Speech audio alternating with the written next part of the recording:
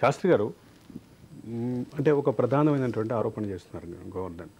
అన్ని వర్గాల ప్రజల యొక్క ప్రయోజనాల్ని, హక్కుల్ని, అధికారాల్ని అంటే వాళ్ళకు ఉన్నటువంటి అంటే రైట్స్ని తాకట్టు పెట్టి రాష్ట్ర ప్రభుత్వం తీసుకున్న నిర్ణయం, ఆ రోజు రాష్ట్ర ప్రభుత్వం తీసుకున్న నిర్ణయం, దాన్ని ఆయన అంటే ఒక గుదిబండగా వర్ణిస్తున్నారు. అదే సందర్భంలో కాస్ట్ బెనిఫిట్ రేషియో, ఈ రెండింటిని ఎట్లా చూస్తారు, ఈ మొత్తాన్ని ఎట్లా చూస్తారు మీరు? మా మిత్రుడు గుదిబండ అని చెప్పి చాలా చిన్న పదం ఉపయోగించాడు. మీకు ఒక ఇది మధ్యాహ్నం వారితో మాట్లాడేటప్పుడు ఒక చిన్న విషయం వచ్చింది, ఇది నాకు అరవింద్ పంపించాడు. దీనిలో కొన్ని ఫిగర్స్ ఏదో కొంచెం డౌట్ఫుల్గా ఉంది గోవర్ధన్. ఇక్కడ 1.6 lakhs acres అన్నారు, ఇది 35,000 కోట్లు. తర్వాత ప్రాణహిత అటప్పుడు 1.6 లక్షలకి ఎకరాలకి సాగునీరు వస్తుందంటే కాదు, అది 16 లక్షలు అన్నారు. కానీ ఇంజనీర్ ఇదంతా కంప్లీట్ అయిన తర్వాత వాళ్ళు రిలీజ్ చేసిన ఇది ఎన్ని ఎకరాలు తెలిసిన 57,000 ఎకరాలు. ఈ పొరపాటు పడిన దానిలో 1/3 అది. పొరపాటు పడిన దానిలో ఏదైతే మేము ఇక్కడ 1.64 పొరపాటుగా ప్రింట్ అయింది అనుకున్నాము గోవర్ధన్, ఒక ఇంజనీరు ఒక 4 months కిందట రిలీజ్ చేసిన ఫిగర్స్ ఏంటంటే ఇప్పటి వరకు కాళేశ్వరం నుంచి మేము రిలీజ్ చేసింది 57,000 ఎకరాలకు ఉంటే ఇమ్మీడియట్ సిబిఐ ఎంక్వైరీ పాయింట్. అది మీ టార్గెట్ ఎక్కడ? 18 లక్షల ఎకరాలేమో ఫ్రెష్ ఆయకట్, ఇంకొక 18 లక్షల ఎకరాలు stabilization, ayacut creation and stabilization. Exactly, ayacut creation 18 లక్షలు కొత్తవి. తర్వాత దీనికి ముందర అంతా గమనించాలి, ఎవరికి తెలియని అంశం, ఎవరు కాస్త ఫోకస్ చేయని అంశం 1-2 మీకు చెప్పాలి. 3 ఏళ్ల కిందట ఇదే ప్రాజెక్టుతో పాటు అన్ని ప్రాజెక్ట్స్ చేస్తూ వాళ్ళు ఒక కీలకమైన అంశాన్ని బయటపెట్టారు, దాన్ని లోకలైజేషన్ అంటారు. లోకలైజేషన్ అంటే గోవర్ధన్, ఆయకట్టు స్థిరీకరణది ప్రతి జిల్లా కలెక్టర్ నోటిఫై చేస్తాడు. ఎట్లా నోటిఫై చేస్తాడంటే రైతులతో మీటింగ్ పెట్టుకొని, ఇంజనీర్లతో మీటింగ్ పెట్టుకొని, ఏ మండలాల్లో ఏ ఎకరాకి నీళ్లు పారాలి, అక్కడ రైతులు కన్సెంట్ ఇవ్వాలి. ఎందుకు రైతులు కన్సెంట్ ఇవ్వాలి అంటే దీనికి వాళ్ళు డబ్బులు పే చేయాలి కాబట్టి. ఈ డబ్బులు పే చేస్తామని అప్పులు పట్టుకొచ్చారు కాళేశ్వరం పైన. ఈ 3 జరగలేదు గోవర్ధన్. లోకలైజేషన్ జరగలేదు, ఆయకట్ రిజిస్టర్స్ ఈయన కలెక్టర్ నోటిఫికేషన్ ఇవ్వలేదు. వీళ్ళు ఒక 5-6 మంది ఒక రూమ్లో సెక్రటరీలో కూర్చొని మేము 18 లక్షలు అంటే 18 లక్షలు. దీనిపైన ఇప్పుడు డిపిఆర్ అని చెప్పి మా ఫ్రెండ్ అంటున్నారు కదా. ఒక చిన్న అభ్యంతరం, అది సెక్రటేరియట్లో జరిగిందా, కేవలం ముఖ్యమంత్రి కార్యాలయంలో ముఖ్యమంత్రి దగ్గర కొంతమంది కోటరీ ముఖ్యమంత్రి దగ్గర జరగలేదు, ఇది ఫామ్ హౌస్ లో జరిగింది. ఇవన్నీ కూడా ఈ రూపకల్పన అంతా కూడా బహుశా సెక్రటేరియట్ కు అతను ఎప్పుడు వెళ్ళినటువంటి చరిత్ర కూడా లేదు. అది సెక్రటేరియట్ కంటే మిగతా ఎక్కడికంటే కూడా ఇది mega engineering and infrastructure limited Krishna Reddy ఏం చెప్తే అది జరిగింది. దీనిలో మిగతా వాళ్ళందరూ నామమాత్రమైనటువంటి వాళ్ళు, వాళ్ళకి అసలు ఎలాంటి స్థానం కూడా లేదు.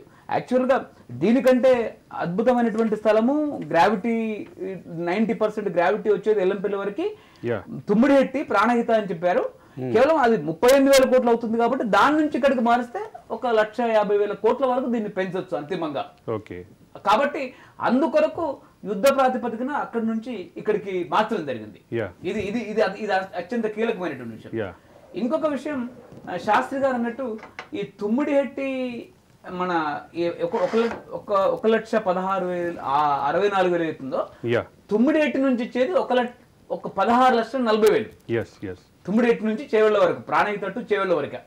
అయితే ఈ కాళేశ్వరం ప్రాజెక్టులో తుమ్మిడిహెట్టి కంటే మించినటువంటి నీళ్లు ఇక్కడ కాళేశ్వరం దగ్గర లభిస్తున్నాయని చెప్పేసి ఇక్కడ అవైలబిలిటీ ఆఫ్ వాటర్ పైనుంచి కింద నుంచి ఇంకా చాలా అబద్ధాలు కల్పన చేసి దీని ద్వారా మేము 18 లక్షల ఎకరాలకు స్టెబిలైజేషన్, 18 లక్షలు కొత్త క్రియేషన్ అని చెప్పారు.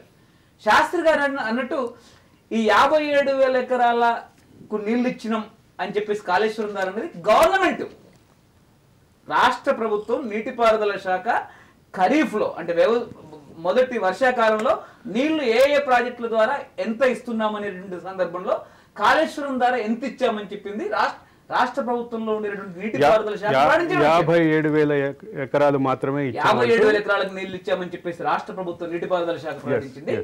మొన్న పవర్ పాయింట్ ప్రెజెంటేషన్ లో కేసీఆర్ దగ్గర 2 సార్లు ఎక్స్టెన్షన్ తీసుకున్నటువంటి engineering chief ENC Muralidhar Rao గారు కాంగ్రెస్ గవర్నమెంట్ వచ్చిన తర్వాత మేడిగడ్డ దగ్గర పవర్ పాయింట్ ప్రెజెంటేషన్ లో మేము ఇచ్చినటువంటి నీళ్లు 93,000 ఎకరాలకు అని చెప్పాడు. సరే, 57,000 93,000 ఎకరాలన్నా కూడా పెద్ద విషయం కాదు. Yeah. అంటే మీరు ఎన్ని వేల కోట్లు అయితే ఖర్చు పెట్టావో అన్ని వేల ఎకరాలకు కూడా నిలువలే. Yeah. అంత దౌర్భాగ్యమైనటువంటి ప్రాజెక్ట్ ఇది. ఎకరానికి 1000 కోట్లు ఖర్చు పెట్టిన అంటే ఒక ఎకరాకు 1000 కోట్లు. యా అంటే ఇది అన్ని ఒక భాగంగా ఉంటే అసలు తెలంగాణలో కాళేశ్వరం ఫలాలు అందుతున్నాయి అని చేసిన ప్రచారం అయితే బాగా ఎన్నికల్లో నెగిటివ్గా తగిలింది. ఇక్కడ కీలకమైన విషయం, కాళేశ్వరం ఫలాలు అందుతున్నాయి తెలంగాణ ప్రజలకి ఖచ్చితమే. కేటీఆర్, హరీష్ రావు, కాళేశ్వరరావు అయినటువంటి కేసీఆర్ అంటున్నట్టు అందుతున్నాయి. అంటే 63,000 కోట్ల రూపాయల అప్పుల రాష్ట్రం 6,71,000 కోట్ల రూపాయల అప్పులుగా మారి తెలంగాణ ప్రజల సంక్షేమం మొత్తం విధ్వంసమైంది. ఆ ఫలితం, ఆ దుష్ఫలితం 30 లక్షల మంది నిరుద్యోగుల జీవితాలు. మీరందరూ 6,70,000 అంటున్నారు. అది కాకుండా ఇంకా కొంత ఉంది. అది కూడా త్వరలో పెడతాం. అంటే సింగరేణి ద్వారా, సింగరేణిలో ఆల్రెడీ 3,000 కోట్ల డిపాజిట్లుంటే అది పోయి 27,000 కోట్ల కొత్త అప్పు తీసుకొచ్చే పరిస్థితి ఉంది. ఒక్క ప్రాజెక్టు ప్రారంభించకుండానే 30,000 కోట్ల మైనస్లోకి వెళ్ళింది సింగరేణి. ఈ 6,70,000 కోట్లు అది లేదు.